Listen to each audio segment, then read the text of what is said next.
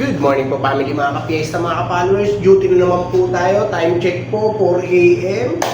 Araw-araw fiesta na naman po. Quezon City Drug Treatment and Rehabilitation Center. Ang lulutuin po natin agahan ng family ay chicken arroz caldo po. Siyempre, laging may kasamang nilagang itlog yan para healthy ang family. Thank you so much po family mga ka-fiesta. Start na po tayo. Let's go! Aray ko naman!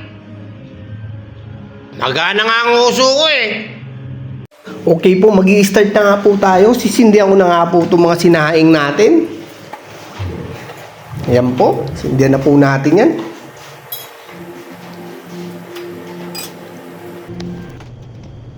Bawang sibuyas po, panggisa natin.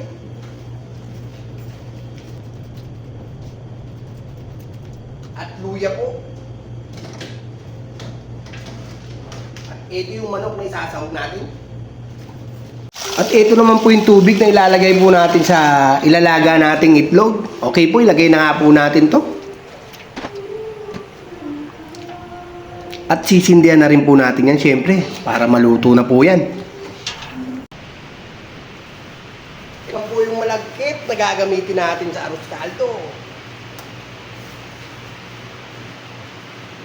Okay po, magigisa na po tayo ng bawang at sibuyas dito.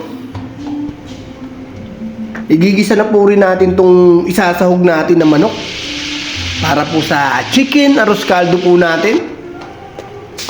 Okay, bawang po, sibuyas.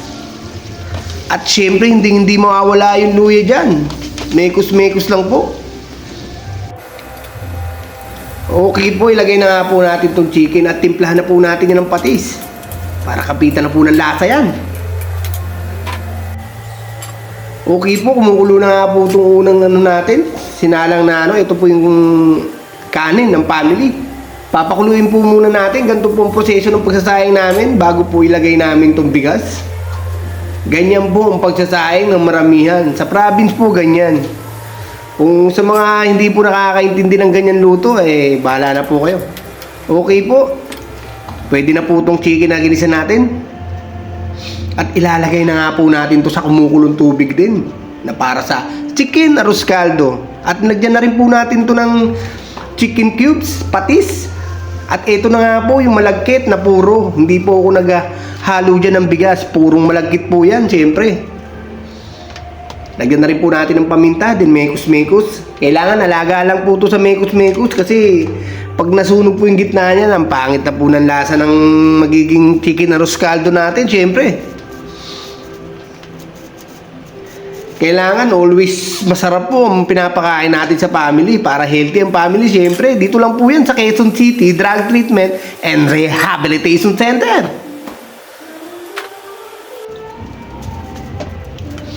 Okay po, ito na nga, tulad ng sabi ko kanina, alagaan po natin sa paghalo-halo yan, mekos-mekos.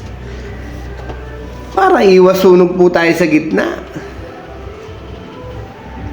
Yan na nga po, nagkukulay arroz caldo na po siya. Ito na nga po family mga kapiesta, luto na po ang agahan natin. Okay na to.